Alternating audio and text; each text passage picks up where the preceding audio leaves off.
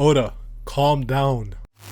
With One Piece 1096, Oda just keeps on giving. We dove right into Kuma's flashback where we learned about his lineage, his time as a slave, his meeting with Ivankov, only to then go straight into God Valley where we learn about the native cleansing competition, Figarland, Garling, and potentially even meet Bonnie's mom. Oda is just not stopping with the Lord Ups. He keeps on feeding us and adding more plates to the table. Instead of returning back to Egghead, we actually stay within God Valley. We get all of the Rocks pirates, we get Monkey D. Garp, we get Gold D. Roger along with the Roger pirates, we get more Kuma backstory, we get more God's Knights reveals, some juicy devil fruit stuff, and more. Now if I may interrupt this video real quick just for a quick second, if you're enjoying this video so far, why not press the like button? It's free. Share it with a friend, leave a comment, help press that subscribe button, it's also free, and it would help push my small channel in the algorithm. Alright, I have my friend Dio with me. My name's Dio. I do things occasionally. He does things, he really does. Alright, so Dio, tell us what you think of this chapter real quick. This chapter was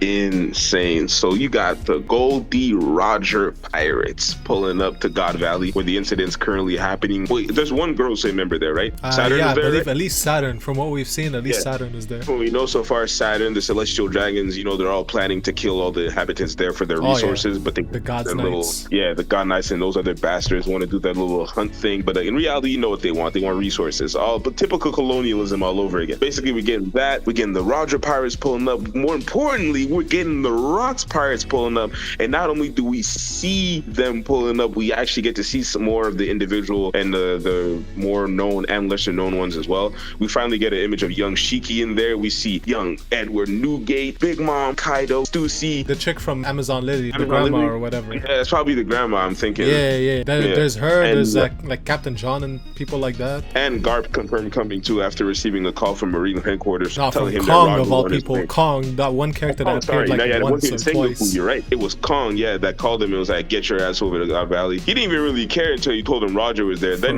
that's when he got up. Bro, when's the last time we even saw Kong? Like, what does he do? This man just barely does anything. He appears like every 500 chapters, says one line and disappears. He's supposed to be one of the more important Marines too, so I don't understand why he's never there. I think he's above the Fleet Admiral even. He's like higher than the Fleet Admiral. I think he's like on top. Well, it's safe to assume that he probably wasn't at God Valley, but he just sent Garp there anyway, so whatever. True. So yeah, we get that. We get some more lore also concerning some of the slaves there. So you see baby Kuma there, Ivankov, and I forgot what's her name again. Jenny. Yeah, we see Jenny pulling up too. Also reveals that she's like some sort of like crafty little shorty. Like she can do like what is it, wiretap or something like that. She's like a wiretap expert. Wiretap expert and stuff. So I'm assuming that's probably how they got the message of what was going on and how all those pirates showed up. Wasn't it? Right? I think it was because of her that the Rocks pirates or the Roger pirates are both pulled up to the island. It was a means for Kuma and Jenny and Ivankov to escape. Maybe they're like, yo, let us bring the pirates in here so that we could cause chaos and get out of here. Indeed. So a lot of that happening. Not gonna lie, man. And we at least got like a panel where we read Rocks actually speaking, telling Roger to get out of his way. And you have no idea how excited I am when we finally get to see this dude, because I already know he's gonna be my favorite character. I already know this man is going to be the GOAT, regardless of what anybody says. There's no reason why so many great pirates will follow one man, especially when they all kind of differentiate in terms of like morals and stuff like that, or whatever the fuck they want out of life. Xebec gotta be one real dude to get all these people around him, bro. Think of the power. Think of the, you know how like they have collective bounties for crews? Think of the collective bounty on the Rocks pirates altogether. I'm saying, bro, that's like collectively, that's gotta be a crazy number, man. Over 10 billion for sure. Over 10 billion for sure. Easily. Now tell me, what do you think is Rocks D. Xebec'S motives, and why is he on God Valley? If you had to speculate, at least from what you know. I definitely believe that Xebec is an enemy of the celestial dragons. He also does carry the initial D. We all know that those are the enemy of God, quote unquote, and they already do have some kind of weird like relationship in between them. I think his goal is definitely to get rid of the celestial dragons. And since he knew that they kind of piled up on that island, maybe he got some info info to somebody, or God knows how he knew. He pulled up with the intention of murking every single one of them on that island. But the means was probably through some wild too extreme, shit. kind of like Blackbeard. Exactly, bro. That's why I'm thinking like why Roger and Garp even got together to fight this guy. He definitely holding on some shit. He probably would have done some shit on like he'll kill anybody regardless of where they stand in order to get to where he wants to be, which is basically rule the world, in my opinion. Yeah. I'm not sure if you remember, but I think Sengoku mentioned something about like Roxy Xebec wanting to be king of the world. He wanted to take over the whole world. So in other words, that suggests that Roxy Xebec wants to overtake Imu-sama or whatever. So how do you feel about that? You think that's like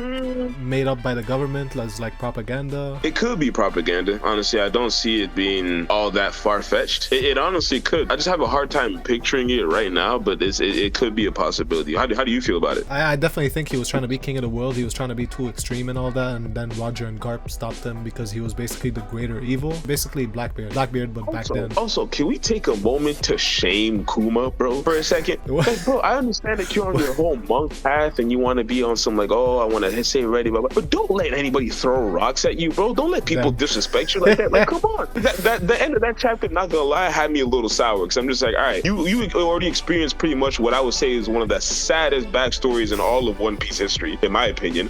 Only to be finally free again, and then you just let these kids still mistreat you and everything. Like, I get that they're kids, but like, bro, that to me would have been like, nah, man, never again. And then on top of that, he still healed them too. I mean, bro, what do you want him to do? He's like a gentle giant, you know? Like, his whole thing is that he's a gentle giant, and I think he's a pacifist, if I'm not mistaken. I mean, his whole thing is also that his parents got killed in front of him. Like, at the end of the day, I'm saying you shouldn't take shit from nobody, bro. I'm not telling him to go full Batman. I'm just like, yo, like, you're a buccaneer, bro. Either way, I appreciate you coming on here. It was a ridiculous chapter. Honestly, like, I do feel like Oda is delivering. Like, especially lately, he's been non-stop. This past year, this whole final saga, he's been non-stop. And on top of that, I feel like he's building up.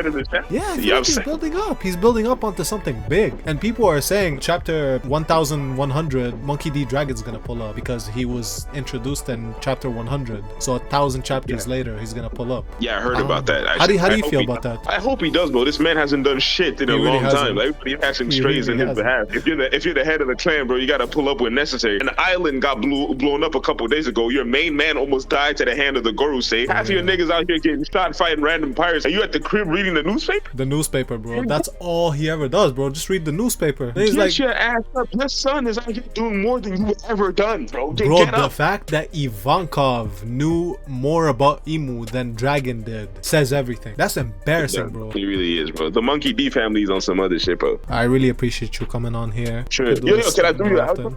For sure. Go for it. If I can interrupt for just one quick second, why don't you just take the time to like this video, comment, and subscribe? It's free. I mean, it is free, you know? Things like that can really help me as a small YouTuber. Wait, slow down. You forgot the common question of the day. I don't know what it is. I'm not in front of your screen. Think of something. The common question of the day is Luffy's mother truly Crocodile? I mean, I would personally say so. Yeah, leave your thoughts in the comment section below. Thank you for watching. Like, share, and subscribe. And have a good one. Have a good one.